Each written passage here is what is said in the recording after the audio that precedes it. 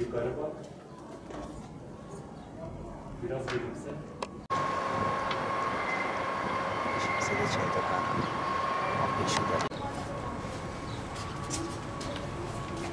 Yukarı bak. Biraz gülümse.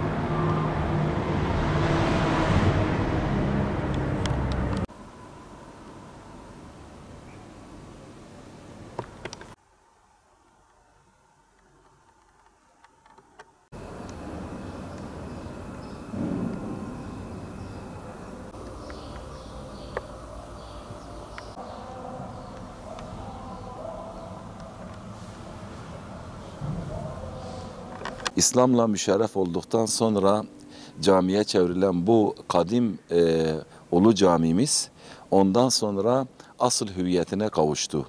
Zikirlerle, ibadetlerle, Kur'anlarla, ders halkalarıyla dönemin büyük alimlerini burada yetiştirdi. Şu anda günümüzde de Cizre halkı için Cizre'nin Kabe'si niteliğindedir. Sahabelerin secdeye vardığı cami olması münasebetiyle insanların içerisinde namaz kılmaya gayret ettiği bir yer. Ondan sonra hemen caminin bitişinde mezarlık olması münasebetiyle Cizre'deki cenazelerin %90'ına yakın buraya gelmektedir. Cenaze namazları kılınır. Buradan da asri mezarlığa, ebedi istirahatgahlarına çekilmek üzere mezarlığa götürürüz. Bundan dolayı da Cizrelilerin gönlünde mübarek, mukaddes bir yere sahiptir. 1950'li yıllara kadar sadece Cizre'de Ulu Cami'de cuma namazı eda ediliyordu. Diğerleri küçük mescit, diğer camiler küçük mescit niteliğinde olduğu için oralarda cuma namazı ifa edilmiyordu. Onun için bir Cizreli ya da Cizre'ye gelen yerli ya da yabancı Müslüman turistler olsun burada bir namaz kılmadan gitmek istemezler. Şu anda da bizim yöre insanımız buradaki bir namazı diğer camilerde kıldığı namazla aynı ölçüde tutmaz. Burası hem tarihi mekan olması münasebetiyle hem sahabelerin eliyle yapılmış olması münasebetiyle hem de Cizrelilerin kalbinde bir Kabe niteliği taşıdığı için ibadet, huşu ve insanı ahirete götürme niteliğinden dolayı insanların tercih ettiği en önemli ibadet mekanlarımızdan birisidir. Çok tarihe tanıklık etmiş, İslam medeniyetlerini görmüş, İslam medeniyetlerinin uç noktalarını görmüş. İçerisinde Ömer bin Abdülaziz'in gönderdiği ferman yazısı bulunan, tarihte 9-10 defa büyük bir restorasyon geçiren, gene de ibadet aşkıyla sürekli açık tutulan bu camimiz milletimizin gönlünde yeri bambaşkadır. Bizler de bununla gurur duyuyoruz. İsmail Ebuliz'in eseri var. 1155 yılında yapılan bu kırmızı tuğladan yapılmış minaresi, kışın, yazın Cizre'nin soğuğu ve sıcağına karşı insanların da rahat edebileceği tek mekandır. Tarihe baktığımızda bu revaklar ilim halkaları olarak kullanılıyordu. Hadis dersleri için, fıkıh dersleri için, Kur'an dersleri için bizler bir uğraş içerisindeyiz. Çünkü cami hayatın içerisinde olmazsa olmaz. Onun için Ulu Cami eskiden şu anda da bu kadar değerlidir. İnsanların nikah merasimleri burada yapılıyordu. Hac ibadetinden dönen vatandaşlarımız Cizre'de 3 gün Ulu Cami'de yatıyorlardı. İnsanlar burada onların ziyaretlerine geliyordu. Ondan sonra ilk cuma olduğu vakit evlerine o zaman gidiyorlardı. Mevlid törenleri, büyük mevlid törenleri burada icra ediliyordu. Sulh birkaç aile arasında eğer kavga falan olmuşsa sulhlar burada yapılıyordu. Yani çok amaçlı kullanılıyordu. Şu anda da milletin göz bebeğidir. Cizre'nin göz bebeğidir. Herkesin her zaman içerisinde ibadet etmek istediği bir yerdir. Kadim bir camimizdir. Zikirlerinin, Kur'anlarının zikirlerini, Kur'anlarını burada okuyan insanlar bir daha değişik hissediyorlar kendilerini. Sanki Medine'de, sanki Kabe'de ibadet ediyor gibi bir his içlerine giriyor. Çünkü biliyorsunuz bütün camiler Kabe'nin şubesidir. Büyük camiler de oradaki o merkezin ana şubesidir. Ulu Cami de Cizre'nin ana şubesi görevini görüyor. Cizre Ulu Camimiz çok kadim ve çok manevi atmosferi olan bir camidir. 639'dan önce Mor Yuhanna Kilisesi'ydi. Yani İslamiyet'te müşerref olmadan önce kilise olarak kullanılırdı. Cizre halkı İslamiyet'i tercih ettikten sonra buradaki Cizre Ulu Camisi artık bir fetih camisine dönüştü ve o asırdan bu asıra kadar yıllarca ibadet merkezi olarak hizmet etmeye devam etti. Burada pek çok onarım gördüğünü görmekteyiz caminin. Abbasiler döneminde bir onarım görüyor. Cizre Emiri Alşencer döneminde de bir onarım gördüğünü görmekteyiz. Ve 13. yüzyılda da görmüş olduğunuz minareyi, caminin minaresini dikdörtgen şeklinde yapılmış olan minareye inşa ediliyor. Ve minarenin üzerinde de önemli bir figür vardı. Hazreti Ali isminin Küfi yazılarıyla hem içe bakar hem dışa bakar şekliyle o zamanın Çinlileriyle yapılmıştı. Restorasyon dönemlerinde biraz tahrip oldu. Şu anda sadece çok küçük parçaları, mavi parçaları gözüküyor. Ve aynı zamanda bu Ulu Cami'nin önemli noktalarından birisi de Ulu Cami'nin kitabelerinde İhlas Suresi olsun ve diğer sureler olsun Kur'an-ı Kerim'den ayetler, sureler bulunmaktadır. Ve aynı zamanda dönemin Cizre yöneticilerinin, emirlerinin isimleri bulunmaktadır. Ve önemli bir yönü de Ceziretül İbnül Ömer, yani bu şehrin ismi bu kitabede geçmektedir. Buranın restorasyonu yapan önemli mimarlarından birisi Profesör Doktor Orhan Cezmi Tuncer.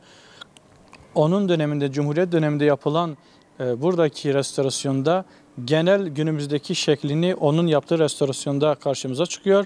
Ve onun anlattığı makalede de şöyle ifade ediyor. Burada çok fazla kitabenin olduğunu, birçoğunun tahrip olduğunu, birçoğunun da çalındığını, maalesef bu çok kitabelerin arasında çok az parçaların elimize ulaştığını ifade etmektedir.